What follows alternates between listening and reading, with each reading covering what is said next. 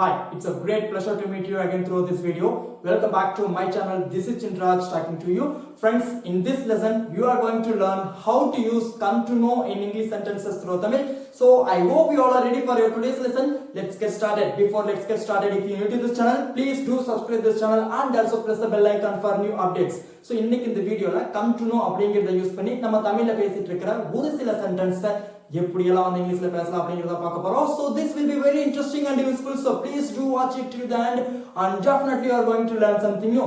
So come to know அப்படினா நமக்கு முதல்ல என்ன அப்படினு கிளியரா தெரிஞ்சிரணும். அதுக்கு அப்புறம் அதை எங்க யூஸ் பண்றதுன்னு தெரிஞ்சிரணும். So come to know அப்படினா தெரிய வர்றது. அதாவது முன்னாடி ஒரு விஷயம் தெரியாம இருந்து அதுக்கு அப்புறமா அதை பத்தி தெரிய வர்றது. இப்போ நம்மளோட ஃப்ரெண்ட் வந்து ஒரு பேட் ஹாபிட் அடிமையா இருக்கான். அது தெரியாமயே நம்ம அவங்க கூட பழகிட்டு இருக்கோம்.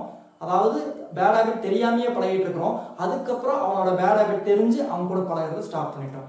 ஸோ இந்த மாதிரி முன்னாடி ஒரு விஷயம் தெரியாம இருந்து அதுக்கப்புறம் தெரிய வர்ற எல்லா இடத்துலையுமே கம் டு நோ அப்படிங்கிறத யூஸ் பண்ணலாம். ஸோ இதை பாஸ்ட் டென்ஸ்ல கம்மோட பாஸ்ட் டென்ஸ் கேம் இல்லையா, கேம் டு நோ அப்படின்னு சொல்லிட்டு பாஸ்ட் டென்ஸ்ல யூஸ் பண்ணிக்கலாம். ஓகே, இந்த பிரசன்ட்ல வந்து சிம்பிள் பிரசன்ட்ல ஹி ஷி இட் இதெல்லாம் வந்து அப்படின்னா கம்ஸ், அதாவது verb கூட சேர்த்து கம்ஸ் அப்படிங்கறத யூஸ் பண்ணலாம். சோ உங்களை நான் கன்ஃபியூஸ் பண்ண விரும்பல, எக்ஸாம்பிள்ஸோட பார்க்கும்போது உங்களுக்கு ஒரு ஐடியா கிடைக்கும். So in this lesson you are going to learn how to use come to know. Come to know அப்படினா before you didn't know now you do. Before you didn't know now you do. அதாவது முன்னாடி உங்களுக்கு தெரியாது, இப்போ உங்களுக்கு தெரியும். Okay, look at this example.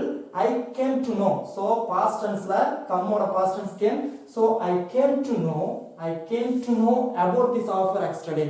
I came to know about this offer yesterday. எனக்கு இந்த ஆஃபர் வந்து நேத்து தான் தெரியும். கொஞ்சம் முன்னாடியே தெரிஞ்சிருந்தா அந்த ஆஃபர் வந்து நானும் யூஸ் பண்ணிருப்பேன். சோ முன்னாடி ஒரு விஷயம் தெரியாத அதுக்கப்புறமா நமக்கு தெரிய வர இடத்துல come to know அப்படிங்கறது யூஸ் பண்ணலாம். So past tenseல came to know அப்படிங்கறது யூஸ் பண்ணிக்கலாம். எனக்கு இந்த ஆஃபர் வந்து நேத்து தான் தெரியும். Okay, I came to know about this offer yesterday. I came to know about this offer yesterday. And second one in our list is she comes to know. So third person singular she வந்ததனால comes use பண்ணிருக்கோம். She comes to know about your bad habit. Yes, அவளுக்கு உன்னோட bad habit வந்து தெரியுது. அவளுக்கு வந்து உன்கிட்ட இருக்கிற கெட்ட பழக்கங்களை வந்து அவ தெரிஞ்சு வச்சிருக்கா. ஓகே, உன்னுடைய கெட்ட பழக்கங்களை பற்றி அவ தெரிஞ்சு வச்சிருக்கா. about அப்படின்னு வந்துட்டாலே பற்றி அப்படின்னு ஒரு மீனிங் இருக்குது. Okay, she comes to know about your bad habit.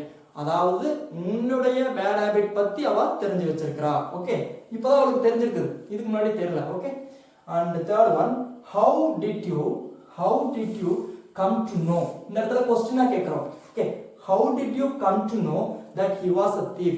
அவன் ஒரு thiefனு சொல்லிட்டு எப்படி உனக்கு தெரிஞ்சது? How did you come to know that he was a thief? Okay, how did you come to know that he was a thief? அவன் ஒரு தீஃப்னு உனக்கு எப்படி தெரிஞ்சது? ஃபர்ஸ்ட் தெரியல, அதுக்கப்புறம் தான் அவன் தீஃப்னு தெரிஞ்சிருக்குது. ஓகே, முன்னாடி தெரியாத இடத்துல, அதாவது முன்னாடி தெரியாம அதுக்கப்புறமா தெரிய வர இடத்துல கம் டு நோ அப்படிங்கிறது யூஸ் பண்ணலாம். ஸோ உங்களுக்கு ஒரு கொஞ்சம் how did you come to know that he was a thief? உனக்கு மட்டும் எப்படி அவன் வந்து தீஃப்னு தெரிஞ்சிச்சு, எங்களுக்கெல்லாம் வந்து தெரியல, அந்த மாதிரி மீனிங் கொடுக்குது. ஓகே, அவனோட தீஃப் என்று எப்படி உங்களுக்கு தெரிய வந்துச்சு, எப்படி உங்களுக்கு தெரிஞ்சது அப்படின்னு தான் கேட்குறோம். Okay, and this religious book அநேகமா இந்த எக்ஸாம்பிள்ஸ் வந்து உங்களுக்கு இன்னும் clear understand பண்ணிடும். So okay, this religious book will help you. This religious book will help you come to know God. Yes, கடவுளை பத்தி இந்த ரிலீஜியஸ் புக் வந்து உங்களுக்கு தெரிய வந்துடும். இந்த புக்கை நீங்க வந்து படிச்சீங்க அப்படின்னா இந்த புக்கை வந்து உங்களுக்கு ஹெல்ப் பண்ணும். கடவுள்னா யாரு, ஸ்டார்டிங்ல வந்து நம்மளுக்கு வந்து கடவுள் நம்பிக்கையில இல்லை, கடவுள் நமக்கு கிடையாதுன்னு சொல்லிட்டு இருக்கவங்களுக்கு கூட இந்த புக்கு வந்து உதவியா இருக்கும். கடவுள்னா யாருன்னு அவங்களை பத்தி தெரிய வைக்கிறதுக்கு இந்த புக் வந்து உதவியா இருக்கும். So this religious book will help you come to know God. Okay, இந்த புக் வந்து கடவுளை பத்தி தெரிஞ்சுக்கிறதுக்கு உதவியா இருக்கும்.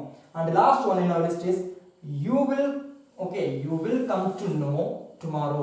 உங்களுக்கு நாளைக்கு தெரிய வரும். சோ will வந்தாலே ஃபியூச்சர் இல்லையா, தெரிய வரும். you will come to know tomorrow. Okay, உங்களுக்கு வந்து நாளைக்கு தெரிய வரும். you will come to know tomorrow. So past tenseல came அப்படி யூஸ் பண்ணனும், simple presentல verb கூட சேர்த்துக்கணும், third person singularல வந்து சப்ஜெக்ட் வந்துச்சு அப்படினா क्वेश्चन கேட்கும்போது did யூஸ் பண்ணி கேட்கலாம். ஓகே, past tenseல did யூஸ் பண்ணி क्वेश्चंस வந்து நீங்க ஈஸியா மேக் பண்ணிக்கலாம். சோ come to know அப்படினா ஓவராலா ஃபர்ஸ்ட் நமக்கு தெரியாத ஒண்ணு அதுக்கு அப்புறமா நமக்கு தெரிய வர்றது. அது கடவுள் நம்பிக்கையாக இருக்கலாம். ஸோ இந்த மாதிரி வந்து உங்களுக்கு நாளைக்கு தெரிய வரும். அவன் எப்படி ஒரு தீஃப்னு நீங்கள் வந்து கண்டுபிடிச்சிங்க, எப்படி உங்களுக்கு தெரிஞ்சது. ஸோ இந்த மாதிரியான எல்லா இடத்துலையுமே வந்து கம் டு நோ அப்படிங்கிறது யூஸ் பண்ணிக்கலாம். ஸோ இதெல்லாம் இல்லாமல் இன்னும் நீங்கள் சில சப்ஜெக்ட் சில சென்டென்ஸ் எல்லாம் வந்து சர்ச் பண்ணி நீங்கள் வந்து ப்ராக்டிஸ் பண்ணால் மட்டுமே வந்து இன்னும் உங்களுக்கு கிளியராக அண்டர்ஸ்டாண்ட் ஆகும். I hope this lesson was very useful to you. If you like this lesson, click the like button. Don't forget to click the like button. I'll see you soon again. Some other interesting lesson. Until then, bye bye. Take care.